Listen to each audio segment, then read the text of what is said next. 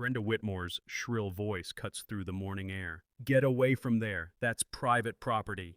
She's screaming at a black man in army fatigues who's sitting on his own dock, fishing. Her teenage son Kyle cringes behind her. Ma'am, this is my cabin, Darius Mitchell says calmly, not even turning around. The smell of diesel from her speedboat mixes with his coffee. Bullshit. I'm calling 911 right now. 20 minutes later, gravel explodes under police tires. Officer Johnson storms toward Darius, hand on his weapon. Sir, step away from... He freezes. His eyes lock on the tackle box beside Darius' brass nameplate reading, Major General D. Mitchell, U.S. Army. Johnson's face goes white. He snaps to attention, renders a crisp salute.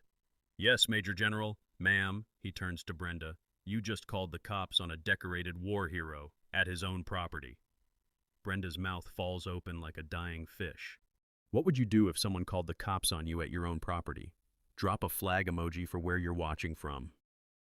2 months earlier, Darius Mitchell had driven up this same gravel road with everything he owned packed in a U-Haul. 30 years of military service, 4 combat deployments, and a Bronze Star all leading to this moment of peace.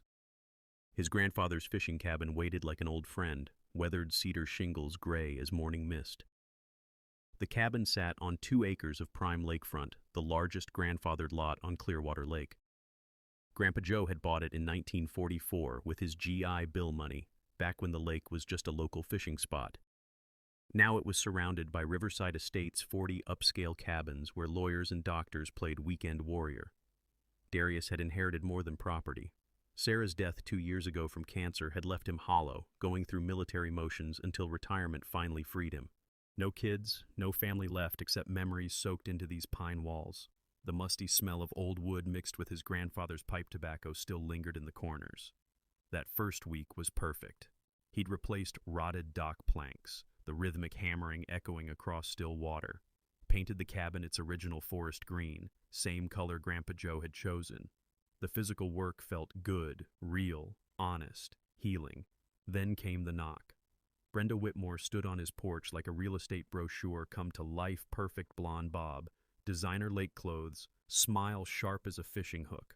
Behind her lurked Kyle, 16 and uncomfortable, clearly dragged along against his will. Welcome to the neighborhood. Her voice could shatter crystal. I'm Brenda Whitmore, HOA president. Just wanted to discuss some concerns. She handed him an official-looking notice. Unauthorized structural modifications, Riverside Estates Homeowners Association. Darius scanned the document, tasting bitter coffee from his morning cup. $500 daily fine for dock repairs and exterior painting without prior approval. He looked up. Ma'am, this is a grandfathered property, been in my family since 1944. Oh, honey. Brenda's smile never wavered. That old grandfathering thing doesn't really apply anymore. We've modernized the community standards. Can't have people just doing whatever they want. The way she said people made Kyle wince. The kid had decent instincts. The fine starts immediately, she continued. Of course, if you found this community wasn't quite the right fit, I do have clients looking for lakefront properties, prime development potential. Darius felt that familiar calm descend the same feeling before walking into hostile territory. Voice steady. I'll be keeping the cabin, ma'am. We'll see about that. Her mask slipped for just a second, revealing something cold underneath. Then the realtor smile snapped back. Come along, Kyle. As they walked away, Kyle glanced back apologetically. Good kid, wrong mother. That evening, Darius sat on his dock watching sunset paint the water gold. Loons called across the lake, the same sound his grandfather had loved. Sarah's voice whispered in his memory. Some battles choose you, Darius. Question is whether you're still willing to fight them. He pulled out his phone and photographed the violation notice. Old habit from 30 years of dealing with military bureaucracy. Document everything. The paper felt flimsy between his fingers, but he recognized the weight behind it. This wasn't about dock planks or paint colors. This was about power, territory, and who belonged where. His neighbor Martha Kowalski waved from her deck next door. Sweet Polish grandmother, probably 80 years old, living in her family's original cabin since the 1960s. She'd brought him a casserole that first day, shared stories about his grandfather's legendary fish fries. Everything all right, dear? She called. Just getting acquainted with the neighbors, Martha. The old woman's expression darkened. That Whitmore woman been bothering you? She's been a plague on this community since she moved in. Pushed out the Hendersons last year with her HOA nonsense. Interesting. Darius filed that information away. In the Army, you learn to spot patterns, individual incidents versus systematic campaigns. This was starting to smell like the latter. As darkness fell over Clearwater Lake, Darius made himself a simple dinner and planned his next move. Some people mistake patience for weakness. They were about to learn the difference. The next morning brought another surprise visitor, a county inspector with a clipboard and a bewildered expression. Jim Rodriguez had been doing this job for 15 years, and he'd never been called out for something this ridiculous. "Mr. Mitchell, I'm here about unpermitted dock modifications." He gestured at the perfectly reasonable plank replacements. "Honestly, sir, I'm scratching my head here. This is basic maintenance. Maybe $50 in lumber." Across the road, Brenda sat in her white Mercedes like a discount spy, telephoto camera trained on the crime scene. The morning sun caught her windshield, creating little rainbow flashes that would have been pretty if they weren't so pathetic. "Who filed the complaint?" Darius asked, savoring his coffee's bitter warmth. "HOA president. She's called 6 times this week about your property alone." Rodriguez lowered his voice. "Dock repairs, exterior painting, even your American flag being oversized. Between you and me, I served 2 tours with the Guard. Is that a Bronze Star plate?" "Afghanistan, 2009. The inspector's whole demeanor shifted. "My nephew was 82nd Airborne. Thank you for your service." He glanced meaningfully toward Brenda's surveillance operation. Ma'am might want to do her homework before picking fights with decorated veterans. But Brenda was doubling down harder than a gambling addict. That afternoon, her Facebook post appeared in Riverside Estates Neighbors. "Safety alert, newcomer shows aggressive behavior toward community leadership, refuses to follow established guidelines, concerned for our children's well-being." The post had 3 angry face reactions and 1 comment from someone's grandmother asking what aggressive behavior meant.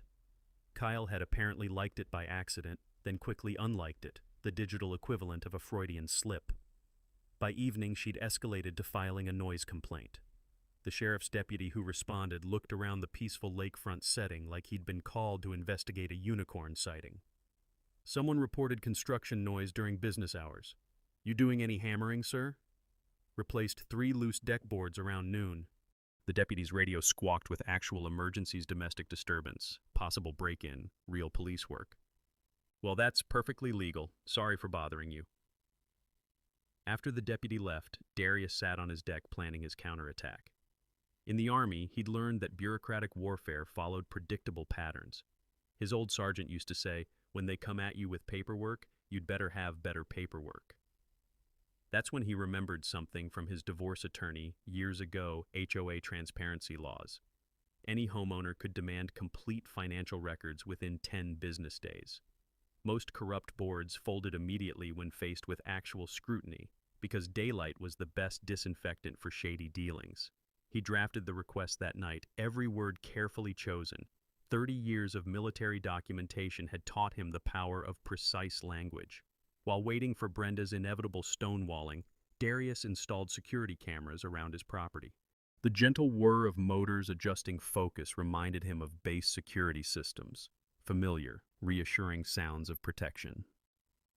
Martha arrived with apple pie the next evening, cinnamon and butter scents mixing with pine needle air. "Your grandfather would be grinning," she said, settling into his porch rocker. Joe never backed down from neighborhood bullies either.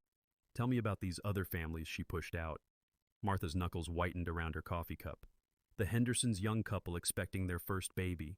Brenda cited them for mailbox height, grass length, car improperly parked in their own driveway, buried them in fines until they sold for half market value. The pattern was becoming clear. "Anyone else?" "Elderly Kowalskis on Pine Street, no relation to me." She claimed their bird feeders attracted rodents and vermin. $200 daily fines until they couldn't afford groceries, let alone legal fees. Darius recognized the tactical approach: systematically target vulnerable residents, overwhelm them with bureaucratic harassment, force financial capitulation. Classic asymmetric warfare, civilian edition. But Brenda had made one crucial miscalculation. She'd engaged someone who actually understood how to fight dirty. The next morning, Kyle jogged past during Darius's coffee ritual. The teenager's pace slowed, internal conflict written across his young face. "Morning, Kyle." "Hey, Mr. Mitchell?" The kid looked like he was carrying the weight of family secrets. "I'm sorry about my mom. She gets really intense when she thinks someone's challenging her authority." "Not your responsibility, son." Kyle glanced around, making sure they were alone. "Since Dad left, she's been different, angry constantly, talking about this huge development deal that could set us up for life. Something about clearing obstacles from prime lakefront properties." There it was, the real motive. This wasn't personal harassment, this was business. Brenda was systematically clearing properties for development clients, earning fat commissions while destroying lives. That afternoon brought Brenda's predictable response to his financial records request. Denied, frivolous harassment of volunteer HOA leadership. Wrong answer. Darius immediately filed a state oversight complaint, his fingers remembering the rhythm of military efficiency. His grandfather had taught him patience while fishing. Sometimes you wait all day for exactly the right moment to set the hook. The cameras captured everything now, every violation notice, every surveillance drive-by, every late-night reconnaissance mission Brenda thought was secret. Let the games begin. 3 days later, Brenda called an emergency HOA meeting. The community center smelled like burnt coffee and desperation as residents trickled in, most looking confused about what constituted an emergency on a Tuesday evening. Brenda had dressed for battle power suit, freshly blown hair, the kind of smile that could sell swampland to tourists. She'd positioned herself behind the podium like a general addressing troops. "Thank you all for coming on short notice. We have serious security concerns to address." Her voice carried that particular pitch that made dogs whimper. "Recent violations of community standards threaten our property values and family safety." She clicked through a PowerPoint presentation that would have made corporate middle management weep with pride. "I'm proposing emergency rule amendments requiring pre-approval for all property modifications, regardless of so-called grandfathered status." The room shifted uncomfortably. Most residents had grandfathered properties. It's what made Riverside Estates special. "Furthermore," Brenda continued, "I'm recommending a $5,000 retroactive fine for existing unauthorized improvements." Her eyes found Darius in the back row. "Some people think old deeds exempt them from community standards." That's when Martha stood up, all 80 pounds of Polish grandmother fury. "Brenda, honey, my family's been here since 1962. You want to fine me for my garden shed that's older than you are?" Nervous laughter rippled through the crowd. Martha had a point. Half the properties had unauthorized improvements dating back decades. But Darius had done his homework. During his lunch break, he'd visited the county recorder's office, diving into public records like an investigative journalist with a military security clearance. What he found was fascinating. Brenda's divorce settlement required her to maintain mortgage payments alone, $4,200 monthly, on a house she couldn't really afford. Her real estate income had dropped 30% as the market cooled. She needed big commissions, fast. Even more interesting was her mysterious client Lakeshore Development LLC, incorporated just 6 months ago with a Delaware shell company structure that screamed, "Hide the money trail." "I'd like to request a postponement," Darius said calmly, standing in the back. The room turned toward his voice. Proper notice wasn't given for rule changes this substantial. State law requires 14 days written notice to all homeowners. Brenda's composure cracked like thin ice. "This is an emergency meeting addressing immediate safety concerns." "What emergency exactly?" Darius pulled out his phone. "Mind if I record this? States a one-party consent jurisdiction. Learned that during my divorce." He'd actually learned it from a paralegal friend, but the bluff worked beautifully. Several residents shifted in their seats. Tom Bradley, a grizzled Vietnam vet with arms like tree trunks, nodded approvingly. "Good idea, son. Keep 'em honest." The vote was supposed to be a formality. Brenda typically steamrolled these meetings with prepared proxies and intimidated silence. Instead, 3 board members abstained after seeing Darius's grandfather's deed, and 2 others started asking uncomfortable questions about proper procedures. "Motion postponed pending proper notice," announced the board secretary, a timid accountant who'd apparently grown a spine. Brenda's mask slipped completely. Fine, but don't think this is over. She gathered her materials with sharp, angry movements. Some of you might want to consider whether this community is still the right fit for your lifestyle. As residents filed out, Kyle lingered near the back. He approached Darius hesitantly, like a kid approaching a growling dog. Mr. Mitchell, can I ask you something? Sure, son. My mom keeps talking about college fund money being invested in some big business deal. She says once these lakefront properties get developed, we'll never have to worry about money again. Kyle's voice dropped to a whisper. Is she doing something illegal? The kid was sharper than his mother gave him credit for. Kyle, I can't give you legal advice, but I will say this. When adults start talking about never having to worry about money again, that's usually when you should start worrying. Kyle nodded solemnly, processing this like the life lesson it was. That night, Martha knocked on Darius's door with a plate of pierogi and valuable intelligence. The sour cream and onion smells made his mouth water real comfort food. Thought you should know, she said, settling into his kitchen chair. Brenda's been visiting other lakefront owners. The Kowalskis weren't the only ones. She systematically targeted military families, elderly folks, anyone she thinks won't fight back. How many? At least 6 families in the past 2 years. All sold below market value, all to the same development company.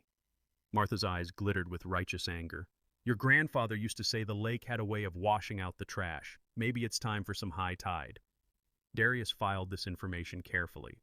In military intelligence, you learn to spot patterns versus coincidences. This was definitely the former. He was dealing with a systematic campaign, not random harassment. That changed everything, including his response strategy. Time to go on the offensive. Brenda's next move came at dawn, delivered by a nervous-looking private investigator who clearly wished he was anywhere else. The man knocked on Darius's door, clutching a manila folder like it contained nuclear secrets. Mr. Mitchell, I'm Pete Garrison, private investigator. I've been hired to conduct a background check on you for civil litigation purposes. He shifted uncomfortably.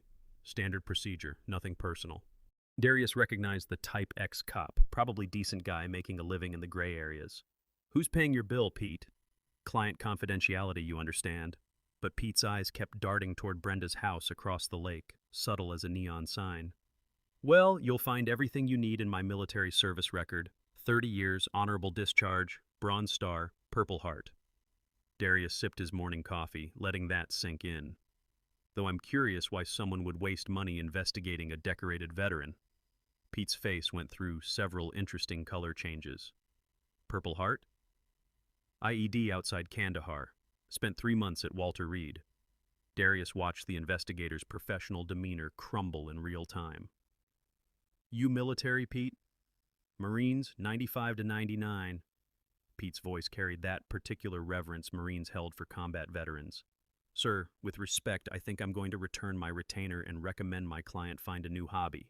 That afternoon, Pete apparently made good on his promise. Darius watched through his kitchen window as Pete's car pulled into Brenda's driveway, stayed exactly 4 minutes, then left with squealing tires. Even from across the lake, he could hear Brenda's voice rising to frequencies that probably bothered the local wildlife. But Brenda was just getting warmed up. By evening, she'd filed a police report claiming Darius had verbally threatened her during a chance encounter at the community mailboxes. The responding officer was the same young deputy from the noise complaint, Officer Johnson, according to his nameplate. Mr. Mitchell, I have to ask about an alleged verbal altercation earlier today. What altercation? I haven't left my property today except to check my mail around 3 o'clock. Johnson consulted his notepad. Mrs. Whitmore claims you approached her aggressively and made threatening statements about making her pay for harassment. Darius almost laughed. Officer, I said good afternoon and asked if her mail was forwarded correctly. The only threat in that conversation was her promise to make my life hell until I leave. Something in Johnson's expression shifted. Sir, are you the Major General Mitchell who spoke at the Veterans Day ceremony 2 years ago, at the high school? Guilty as charged. Johnson's whole posture changed. My little brother was in the audience that day. Your speech about service and sacrifice he enlisted the next month because of what you said. The officer glanced toward his patrol car, then back. Sir, between us, Mrs. Whitmore's name shows up in our system a lot. Noise complaints, harassment reports, suspicious activity calls. usually targeting people she's having disputes with. That was interesting information. In Afghanistan, Darius had learned that local intelligence was often more valuable than satellite imagery. Officer Johnson was providing crucial tactical data about Brenda's patterns. Any advice, officer? Document everything, and maybe invest in a good security system. Johnson's radio crackled with actual police work. Have a good evening, sir, and thank you for your service. After Johnson left, Darius pulled up his state's Freedom of Information Act website. He'd learned about FOIA requests during his Pentagon assignment sunshine laws that forced government transparency. Within 10 minutes, he'd submitted requests for all police reports filed by Brenda Whitmore in the past 2 years. The system was beautiful in its simplicity. Government agencies had to provide public records unless they contained classified information. Most citizens never bothered with FOIA requests, but they were democracy's secret weapon against abuse of power. 2 days later, the responses arrived. 43 separate police reports filed by Brenda in 18 months. Noise complaints, suspicious activity, verbal threats, trespassing. The pattern was unmistakable. She weaponized law enforcement against anyone who opposed her. But Darius noticed something else in the report's inconsistencies, impossible timelines, claims that couldn't be verified. False police reports were a misdemeanor in most states, and serial false reporting could become a felony. This wasn't just harassment, this was criminal behavior. That evening, Kyle appeared at his dock during his usual jogging route. The kid looked like he was carrying the weight of family secrets. "Mr. Mitchell, I need to tell you something." Kyle's voice shook with teenage moral crisis. "My mom's been recording conversations with neighbors. She has files on everyone she considers problems. Including me? Especially you. She's trying to build a case that you're some kind of threat to the community." Kyle's voice dropped to a whisper. "She's also been using my college fund money for legal fees and that development deal. I'm supposed to start looking at schools next year, but..." The kid was losing his future to his mother's obsession. That crossed every line Darius held sacred. "Kyle, that information stays between us for now, but you did the right thing telling me." Time to take the gloves off completely. 3 days later, Kyle showed up at Darius's cabin at dawn, clutching his phone like evidence in a murder trial. The kid's hands were shaking, not from cold, but from the moral weight of what he was about to do. "Mr. Mitchell, I can't sleep anymore. I keep thinking about those families my mom forced out, and now she's doing the same thing to you." Kyle's voice cracked with teenage anguish. "I recorded something last night." He played a phone conversation between Brenda and someone called Mr. Joseph, presumably her mysterious development client. Brenda's voice.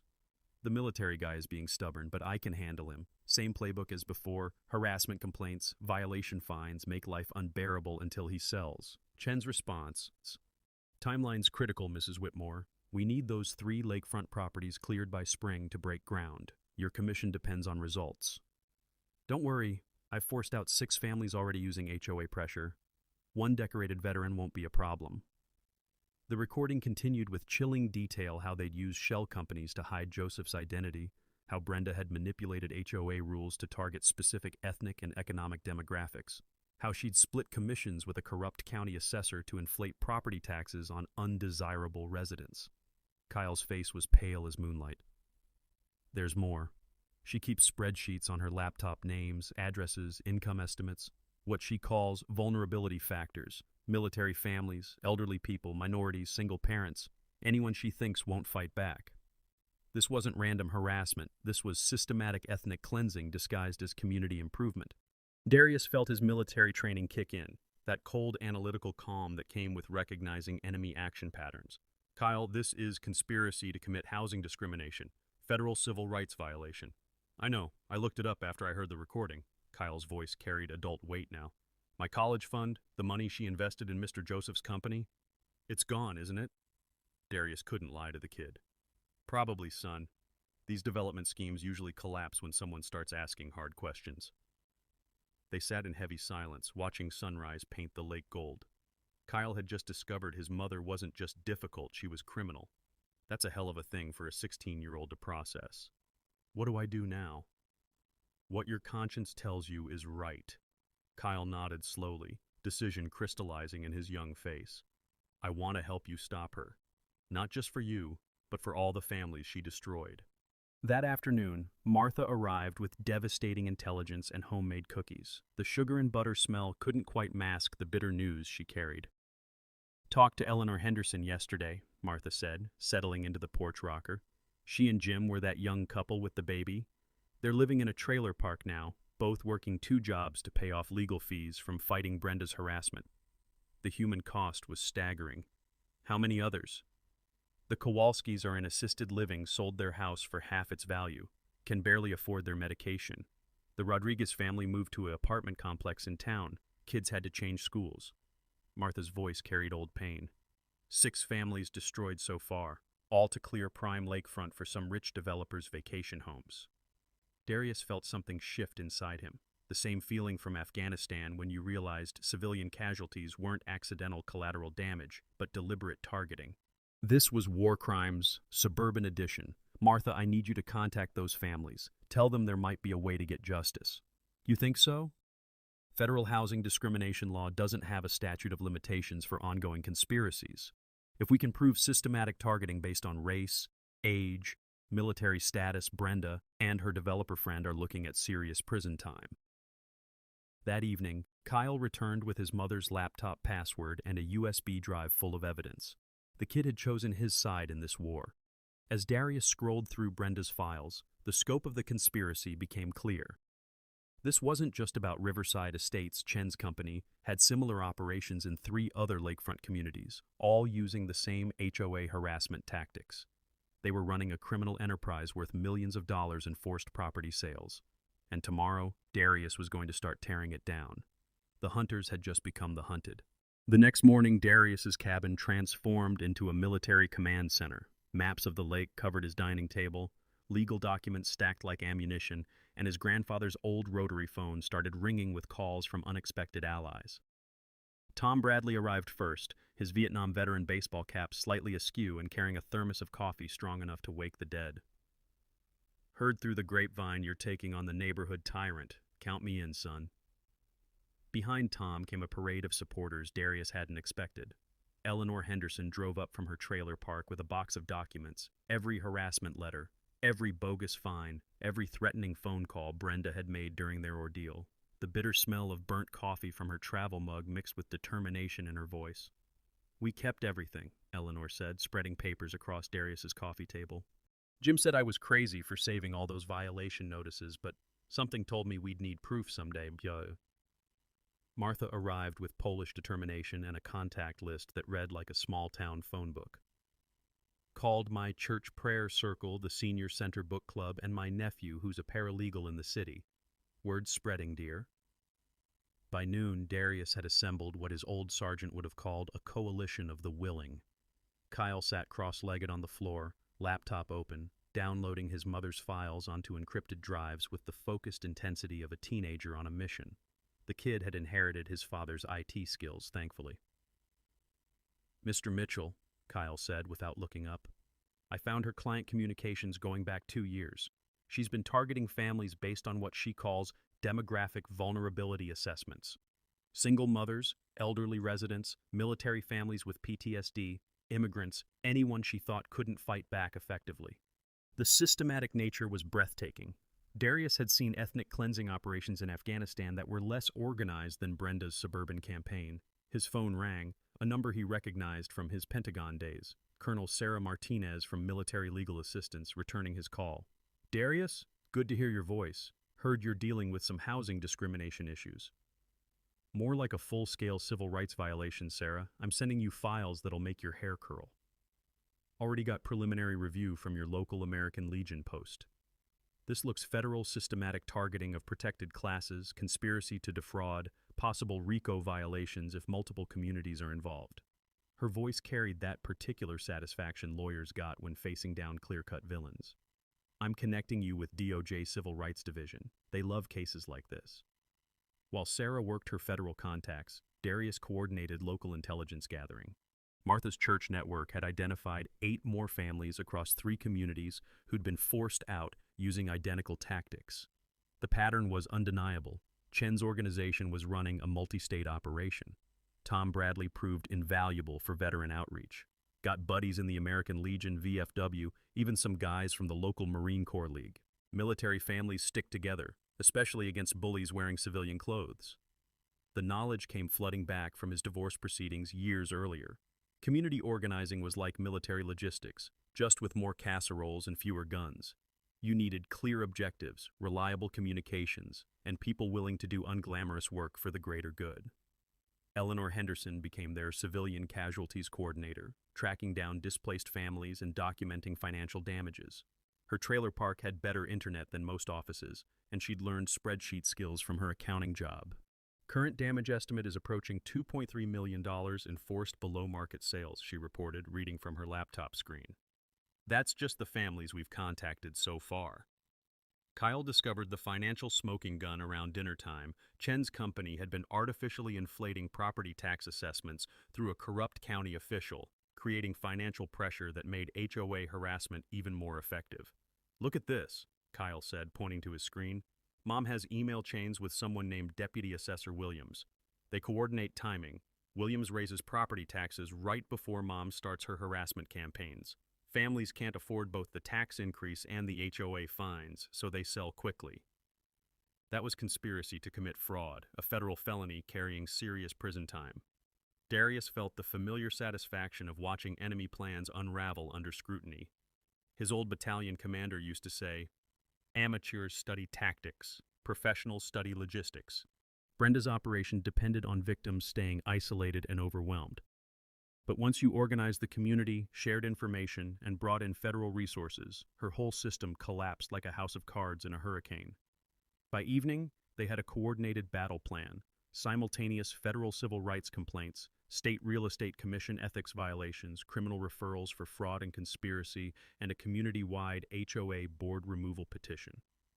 Timeline? Tom asked, reviewing the strategy notes. Federal complaint filing Monday morning, real estate commission hearing Wednesday, community board removal vote Friday evening. Darius felt that old military confidence returning. By next weekend, Brenda's operation gets shut down permanently. Martha raised her coffee mug in a toast. To justice served with a side of pierogi. Everyone laughed, the kind of nervous laughter that comes before decisive battles. Monday morning brought Brenda's most desperate move yet, a motion filed in family court to remove Kyle from their home, claiming he was in imminent danger due to his association with unstable military personnel exhibiting concerning behavior patterns. Kyle found the papers taped to his bedroom door like some twisted eviction notice. His hand shook as he read his mother's sworn statement describing Darius as a potentially violent veteran with documented PTSD who had weaponized my son against me through psychological manipulation. She's completely lost it, Kyle whispered into his phone during their emergency morning call. The court date is Thursday. She thinks if she gets me removed from the house, I can't testify against her. But Brenda had made a critical error. Family courts took false endangerment claims seriously, especially when they involved slandering decorated veterans. Her desperation was showing, and desperate people make sloppy mistakes. That afternoon, County Inspector Rodriguez called with disturbing news. "Mr. Mitchell, I need to report an attempted bribery. Mrs. Whitmore offered me $2,000 to cite your property for septic violations, building code issues, whatever I could make stick." The conversation had been recorded. Rodriguez wore a wire after their first suspicious interaction weeks ago. Smart man who'd recognized Brenda's pattern early. She specifically mentioned needing violations serious enough to force immediate evacuation, Rodriguez continued. Said something about timeline pressure from her development client. I've forwarded everything to the district attorney's office. Bribery was a felony.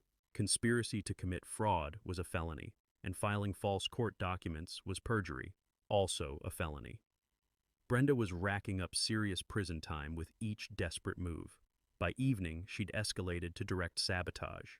Darius's security cameras captured her at 2 a.m., dressed in black like some suburban ninja, cutting his dock lines during a thunderstorm. The infrared footage was crystal clear, her face illuminated by lightning, bolt cutters in hand, working methodically to set his floating dock adrift. The storm damage would have been extensive if Martha hadn't called at dawn. "Dear, your dock is floating toward the spillway. Thought you'd want to know." It took 4 neighbors and a borrowed boat to retrieve the dock before it went over the dam. The sabotage was obvious clean cuts through marine rope that would have cost thousands in storm damage if not caught early. But Kyle provided the most damaging evidence that afternoon. His mother's attorney had quit. She fired him, actually, Kyle said, sitting heavily in Darius's kitchen chair. I overheard the phone call. He said her case was legally and ethically indefensible, and he wouldn't be part of filing fraudulent court documents. Losing your lawyer before a federal investigation was like your parachute failing during a combat jump. Bad news that was about to get much worse. That evening brought Brenda's nuclear option. She'd hired a new attorney, the kind advertised on late-night television, with promises to fight dirty when the system fails you. This lawyer had a reputation for scorched earth tactics and flexible ethics. The new strategy involved flooding every possible agency with complaints. EPA violations for dock modifications, fish and wildlife violations for disturbing nesting loons, county health department violations for improperly maintained septic systems, and fire marshal violations for unsafe propane storage. Each complaint triggered automatic inspections, creating bureaucratic harassment that could tie up Darius's property for months. It was guerrilla warfare using government agencies as weapons. She's trying to overwhelm you with administrative chaos, explained Colonel Martinez during their evening phone call. Classic delay tactic. If she can bog you down in regulatory disputes, she delays the federal investigation and maybe forces you to settle quietly. But Brenda had forgotten about Kyle's access to her communications. The kid had been documenting everything, every bribed complaint, every false allegation, every fraudulent claim. His evidence files read like a manual for criminal conspiracy.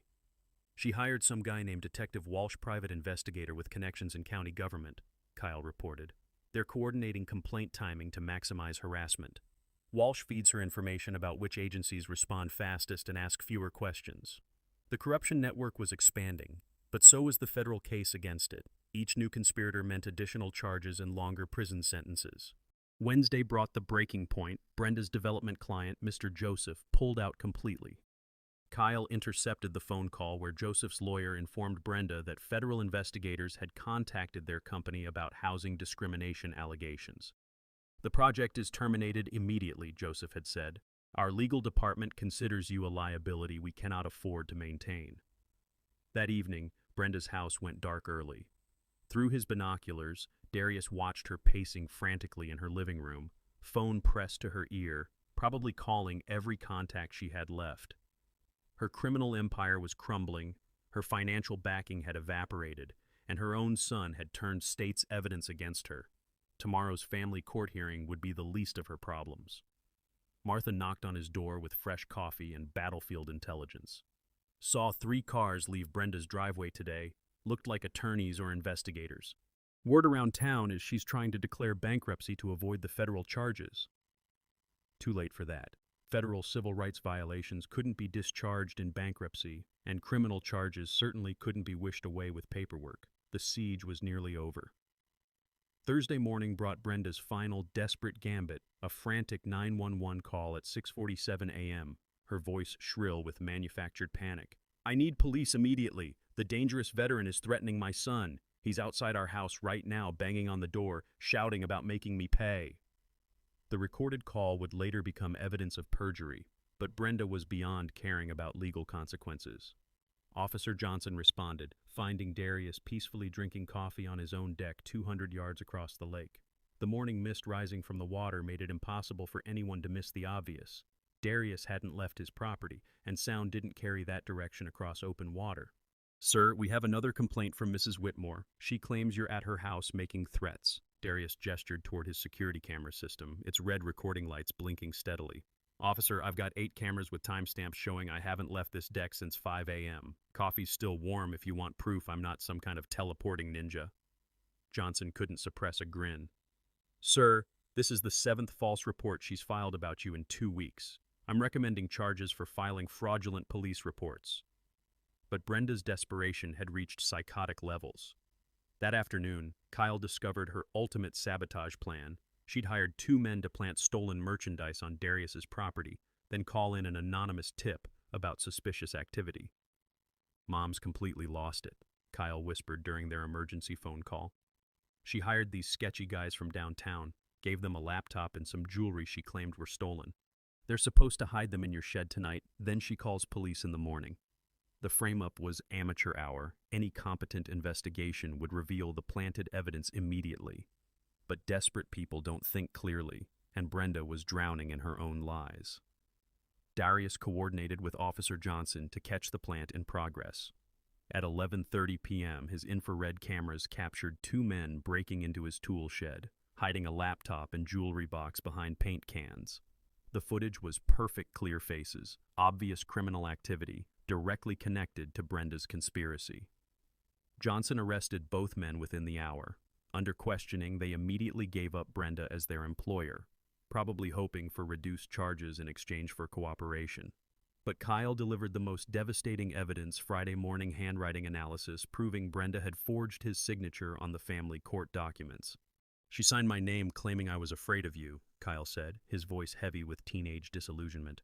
"I took the papers to my school counselor, who compared the signature to my enrollment forms. It's not even close. She didn't even try to match my handwriting." Forging court documents was perjury, a felony that carried serious prison time. Combined with the false police reports, attempted bribery, and property sabotage, Brenda was looking at years behind bars. That afternoon brought the financial smoking gun. Kyle discovered his mother owed $80,000 in hidden debts, including loans against the house that were due immediately.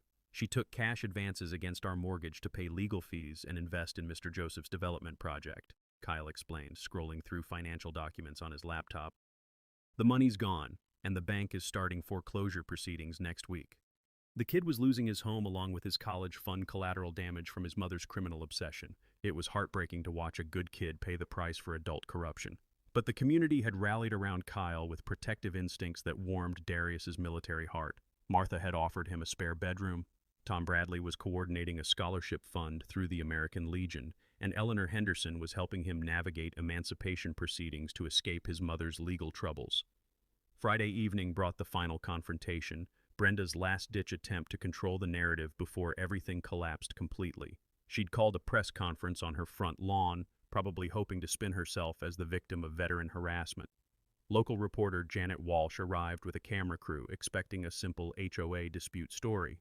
Instead, she found federal investigators serving Brenda with a criminal indictment, state real estate commission representatives revoking her license, and a crowd of displaced families gathering for the community board removal vote. "Mrs. Whitmore," Walsh called out, "care to comment on the federal housing discrimination charges filed against you this afternoon?" Brenda's face went through several interesting color changes as she realized her press conference had become a perp walk. "This is all lies. A conspiracy by unstable veterans and ungrateful neighbors who don't understand community standards." The sound of handcuffs clicking shut provided a satisfying punctuation mark to her statement. Federal marshals had arrived with arrest warrants for conspiracy, fraud, and civil rights violations. Kyle watched from Darius's dock as his mother was loaded into a federal transport vehicle, her designer lake clothes looking ridiculous against the harsh reality of criminal consequences. "Is it wrong that I feel relieved?" Kyle asked quietly. "Son, feeling relieved when a nightmare ends isn't wrong, it's human." Tomorrow would bring the community vote, media attention, and the beginning of justice for all the families Brenda had destroyed. Tonight, Clearwater Lake was finally peaceful again. Friday evening transformed the Riverside Estates Community Center into something between a town hall meeting and a three-ring circus. Word had spread through social media, church networks, and veteran organizations. Over 200 people packed into a space designed for 50, with overflow crowds gathering in the parking lot around portable speakers. Local Channel 7 had set up cameras after Janet Walsh's earlier scoop about federal arrests. State legislators had sent representatives after the housing discrimination story hit regional news. The parking lot looked like a small-town festival, complete with food trucks and vendors selling Justice for Veterans t-shirts. Brenda arrived in handcuffs, flanked by federal marshals. Her bond hearing wasn't until Monday, but she'd insisted on attending the meeting that would destroy her remaining power. Her designer clothes were wrinkled from jail, her perfect hair showing gray roots, and her eyes held the wild desperation of someone watching their world collapse in real time. Darius entered wearing full-dress uniform, ribbons and medals catching the community center's fluorescent lights. The crowd erupted in a standing ovation that lasted 5 full minutes, with veterans snapping to attention and civilians applauding until their hands hurt. Kyle sat in the front row next to Martha, having chosen his side decisively. His mother's eyes found him across the room, pleading silently for family loyalty. The kid looked back with teenage determination that brooked no negotiation. Federal prosecutor Amanda Joseph No relation to the corrupt developer stood to address the crowd first. Ladies and gentlemen, today we filed criminal charges against Brenda Whitmore and her associates for conspiracy to violate federal housing laws, systematic discrimination against protected classes, wire fraud, mail fraud, and racketeering. The crowd's rumble of satisfaction sounded like distant thunder.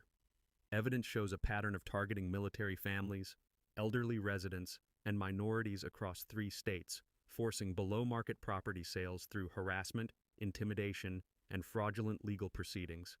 Total damages exceed $4.2 million. District Attorney Michael Rodriguez took the microphone next, his voice carrying prosecutorial authority. State charges include attempted bribery of public officials, filing false police reports, perjury, forgery, and conspiracy to commit fraud. Mrs. Whitmore faces a maximum sentence of 25 years in state prison, assuming federal authorities don't claim jurisdiction first. Brenda's new attorney, the third one this week, whispered frantically in her ear, probably explaining that her legal situation had moved from difficult to catastrophic. Then came the community testimony that turned the meeting into an emotional reckoning. Eleanor Henderson spoke first, her voice steady despite years of suppressed pain. Brenda Whitmore destroyed my family. We lost our home, our savings, our children's stability. My husband had to work 3 jobs to pay the legal bills from fighting her harassment. Tonight, I'm getting my life back. Tom Bradley represented the American Legion with military precision. Ma'am targeted veterans specifically, believing our PTSD made us vulnerable. She was wrong. Military families don't surrender to bullies, we organize against them. 3 other displaced families told similar stories. Elderly couples forced into substandard housing, young families bankrupted by legal fees, military veterans harassed for their service. Each testimony added another nail to Brenda's legal coffin. Martha delivered the knockout punch with Polish grandmother fury. This woman is a cancer on our community. She poisoned neighbors against each other, destroyed families for money, and corrupted everything decent about lakefront living. Enough is enough. Kyle stood up slowly, his teenage voice carrying across the silent room. My mother taught me to be honest, work hard, and treat people fairly. Then she became someone who violated every lesson she ever gave me. His voice cracked with emotion. I love my mom, but I can't support what she's done to innocent families. The kid's courage broke something in Brenda. She started crying, not tears of remorse, but rage and self-pity at being betrayed by ungrateful people she'd tried to help. Officer Johnson provided the evening's most satisfying moment when he formally apologized to Major General Mitchell before the entire crowd. Sir, Mrs. Whitmore filed 47 false police reports about you and other residents. On behalf of the Sheriff's Department, I apologize for not recognizing the pattern sooner. The board removal vote was anticlimactic, 127 votes for removal, 8 against, with 3 abstentions. Brenda's reign of suburban terror ended with the sound of paper ballots hitting a cardboard box. New board elections took 15 minutes. Martha was elected president unanimously, Tom Bradley became enforcement coordinator, and Eleanor Henderson took treasurer duties with a mandate to audit every financial transaction from the past 3 years. As federal marshals prepared to transport Brenda back to detention, she managed one final outburst. You people don't understand. I was trying to improve property values, maintain community standards. Everything I did was legal under HOA authority. Prosecutor Joseph's response became the evening's mic drop moment, delivered with courtroom precision. Ma'am, systematic housing discrimination isn't a property management strategy, it's a federal crime. Your community standards violated the Fair Housing Act, the Civil Rights Act, and basic human decency. The community center erupted in applause as Brenda was led away. Her suburban dictatorship finally ended by the very neighbors she'd tried to destroy.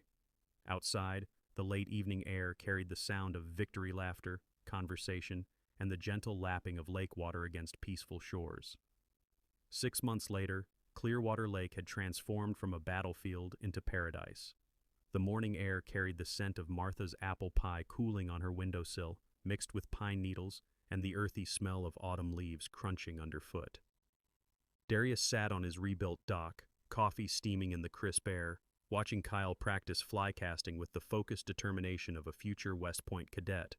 The kid had come so far from that scared teenager caught between family loyalty and moral conscience. His mother's guilty plea, 8 years federal prison, plus $4.2 million restitution, had freed him to become the young man he was always meant to be. "Mr. Mitchell, got my West Point acceptance letter yesterday." Kyle's voice carried pure joy as his fly landed perfectly near the lily pads. "Interviews next month, but Colonel Martinez says I'm a lock." "Your courage during the investigation earned that, son. No academy can teach what you already have, the backbone to do what's right when everything's on the line." The community transformation had been extraordinary. Eleanor Henderson's family was back in a beautiful lakefront cabin purchased with restitution money, her kids finally stable after years of chaos. Tom Bradley's weekly veterans breakfast drew military families from 4 counties, turning the community center into a hub of friendship and mutual support. Martha's new HOA leadership had scrapped every harassment-enabling rule, replacing them with common-sense guidelines focused on genuine community building rather than petty power trips. The mediation program she'd established had prevented 3 potential conflicts just this month, neighbors talking through problems instead of weaponizing bureaucracy. But the crown jewel was the Clearwater Veterans Scholarship Fund, built from Brenda's forfeited criminal proceeds. The annual fundraiser featuring Grandpa Joe's legendary fish fry recipe had raised $85,000 for military families' educational expenses, with Kyle as the first recipient. Last month's ceremony had drawn national media attention when Darius delivered a speech that went viral across military social media. "My grandfather bought this land in 1944 to build something permanent, not just property, but community where people protected each other." That dream survived Hitler's war, the Cold War, and multiple recessions. It wasn't going to die to some suburban bully with a fancy business card. The 5-minute standing ovation had been audible across the entire lake, with veterans from 6 states driving in to show solidarity. Now Kyle was preparing for his own service, carrying forward lessons learned during their suburban war. The kid understood something most adults never figured out. Real strength came from standing up for others, not pushing them down. Darius's phone buzzed with a message from DOJ. Clearwater case becoming national training model for housing discrimination prosecution. Consulting opportunities available.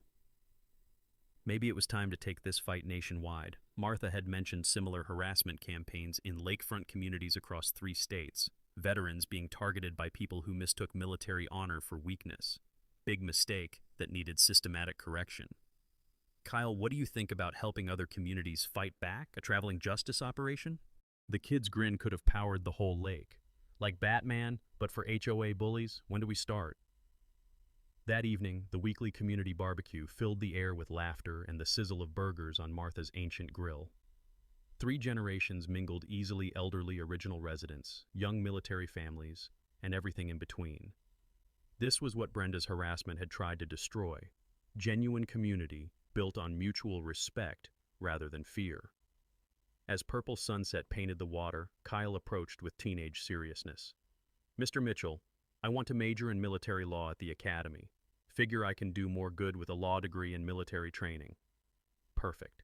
The kid had found his calling through adversity, transformed from victim to advocate by watching adults do the right thing under pressure. Later, Darius visited Sarah's grave with updates she would have loved.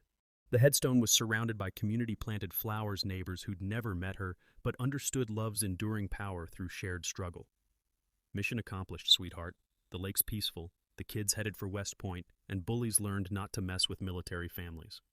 Your advice about protecting those who can't protect themselves? Best guidance you ever gave me." The loons called across darkening water, same sound his grandfather had loved, now echoing over a community reborn through courage, justice, and neighbors willing to fight for each other. Share your HOA nightmare in the comments. Let's help each other fight back against suburban tyrants who think they can abuse military families and elderly neighbors. Subscribe to HOA Stories for more tales about ordinary people beating corrupt systems through community organizing, legal knowledge, and good old-fashioned American justice. Thank you for tuning in to HOA Stories, where neighbors stand up against HOA Karens and karma comes a-knocking. If you like this story, hit that like button, share your thoughts below, and subscribe for more HOA tales and real-life neighborhood drama each week.